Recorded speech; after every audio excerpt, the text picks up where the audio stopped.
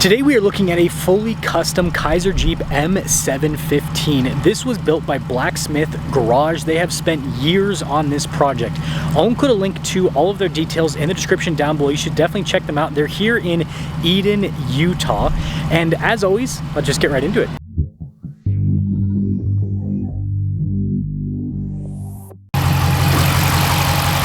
Under the hood is a 6.4 liter Hemi V8 that goes through a 5-speed automatic. It puts out 485 horsepower. They also do a version with headers that puts out over 500 horsepower.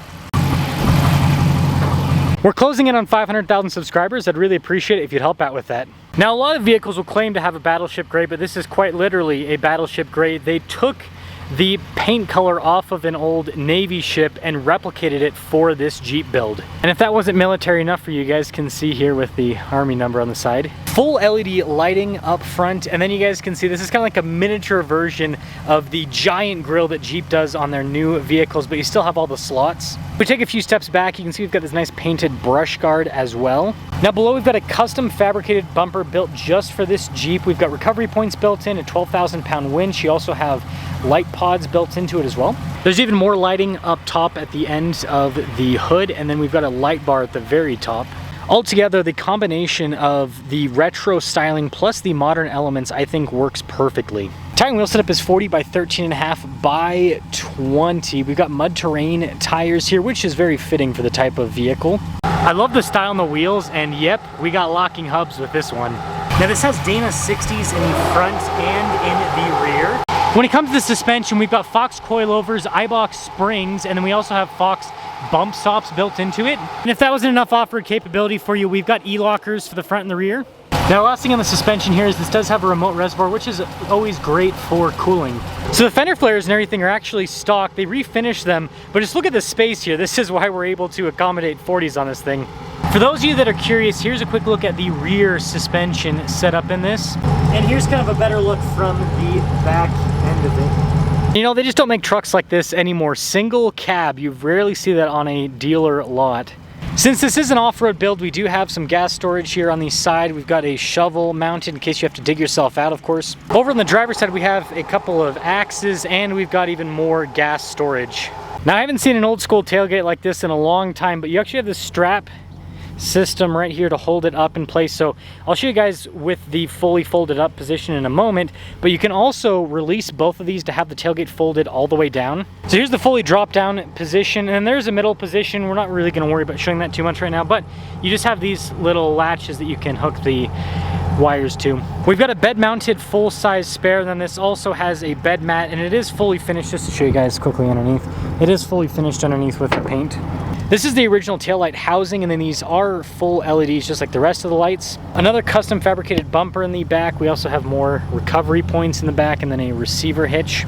Now that'll mostly sum things up for the exterior. The last thing I want to show you guys is the exhaust. You guys can see the giant tailpipe out back. And I actually should say tailpipes because there's one out either end.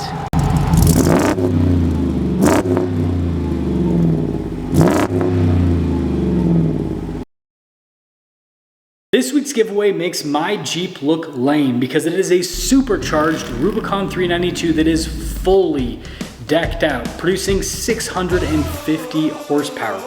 Now, not only can you win this Rubicon 392, but part of the giveaway is also $26,000 in cash to help pay for the taxes. And not only that, your donations go towards helping children's and veterans charities. So use code BHC or click the link in the description down below or in the pinned comment. Any donation, $25 or more, will give you 4x bonus entries. They do not make door handles like this anymore. This feels, or it reminds me of like a G-Wagon. Is one of the newer cars that this door handle kind of actuates like. But anyways, we do have power side steps. There's also this beautiful leather trim here on the door panel, and you gotta love the release handle with this. Now, if that wasn't enough leather for you, look at these seats. Again, really high quality. You just don't ever see this in cars anymore. And then this actually has power adjustments, which is unexpected. Look at the seatbelt, it even matches. Now you note some kind of more modern looking controls for the lights, for example. That's for the headlights, and then you can see everything else is very nicely labeled. We got some more lights down below, and then for your diff locks as well, you have separate buttons. This also has an aftermarket radio added to it that has Bluetooth connectivity. Simple items just to, for example, turn on the turn signal are very nice metallic pieces. This is actually to adjust the steering wheel for the other piece. And speaking of adjustments, I forgot to mention this earlier, but this actually has power windows. Look at this. And it's not like slow. Also, so it's a framed window, but it also operates like a frameless window. Do you see what I'm saying? Like, isn't that's actually the other side. Isn't that crazy? I have never seen anything quite like that, where you have a framed window that kind of acts like a frameless window with the up and down function. Before we move into more controls and dials, I do want to mention this interior is built by Upholstery Unlimited. They're very famous for doing high quality interiors. So no wonder I instantly said this is like the nicest leather interior I've ever seen. Also, this has a center console, which is really cool. It also folds up to be a bench seat. So this is got a center seat there, and then you have another seat on the side. So we've got 3 seats total, and of course we got rear glass so you can see out the back. And in the very center we've got a bunch of analog gauges, which is another thing that I am not too fond of in a lot of the modern cars, that they do all the digital everything. So this is refreshing. And look at this for the temperature controls. I mean, that's got to be one of the coolest things. Like, this is what we're missing out on with modern cars. And on the far side of the dash we do have this little glove box here. I like, again, the actuation on that is great. Now this has an Atlas transfer case, twin sticks, so what this means is that you can put the front and the rear in neutral independently of each other, and they are nicely labeled with both of the sticks. And this is just for the transmission select in front of it. But great for rock crawling. I do not understand why Jeep hasn't put this in the modern Wrangler, because the modern Wrangler is supposed to be all about crazy off-road capability. Doesn't have that though. And there's just one more look at the beautiful interior on this. Now the last important piece to note before we go over the cost to build something like this is the top. These Kaiser Jeeps normally come with a soft top, but this has a custom fabricated T-top, so you can take it off kind of like a modern Wrangler. If you look up top, we actually have the whole latch system up there, and they have built-in reinforcement with a roll cage for those of you that are wondering from a safety perspective. But yeah, that's also why these windows are so much taller if you've ever seen an original Kaiser Jeep. Now in the description of the video, I'm going to list the entire build. This is basically a brand new car, right? With everything they've added to it, everything they've put into it. This entire build's about $400,000 because of all the custom fabrication and all the parts that have been added to it. Again, we're talking about a vehicle that is decades old, that they have restored to basically drive like brand new. Well, actually, that's a little bit of a spoiler alert, but let's go drive it. Interesting for the transmission. I don't know if you guys are gonna be able to visually see this. I'm trying to angle the GoPro, but anyways, you just have to count. So we're in park right now, and then you count 1 to reverse, 2 to neutral, and then 3, and you are in drive.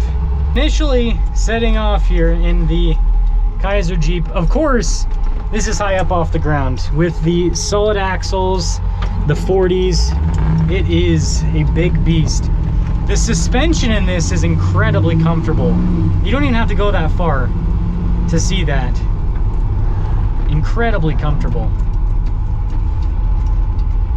And the V8, of course, has a monstrous amount of torque. That's something else that I'm noticing right off the bat.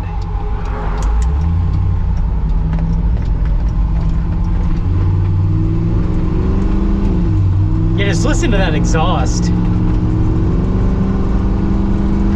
And you get some good intake noise as well.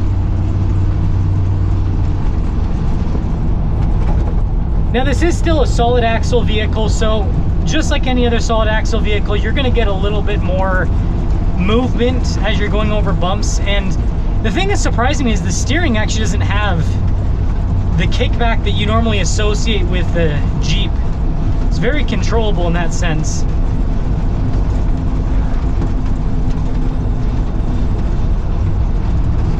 Now I do have the window a little bit open for you guys so you can get a little bit more of the exhaust noise, because that is a big part of the experience with this.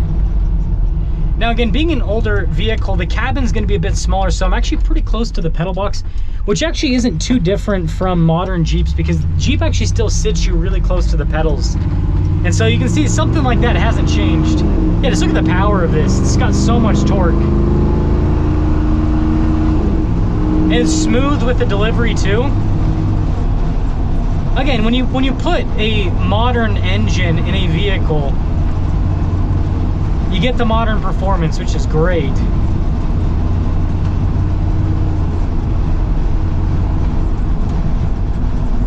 I think this really does combine the retro with the modern quite well. Because you've got, again, like I said, the suspension, you can tell, like, if you've ever driven an old car, I mean, it's like you're sitting on a park bench and you're driving over boulders, basically. That's what driving on road feels like in most old school cars. But this is, like I said, it's actually comfortable. It's quite shocking.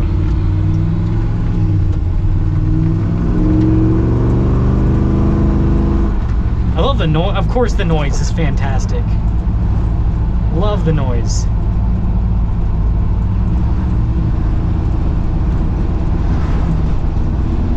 Now, just like, again, literally like a modern Wrangler or Gladiator, this is kind of more like a Gladiator, obviously having the truck bed.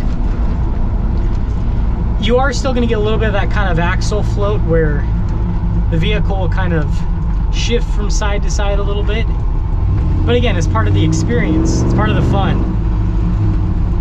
And that does mean when you're rock crawling, when you're off-road, right, the suspension's going to be moving over the rocks and everything, so it's going to be more comfortable, and that extra articulation is what keeps your wheels on the ground, keeps you safe too.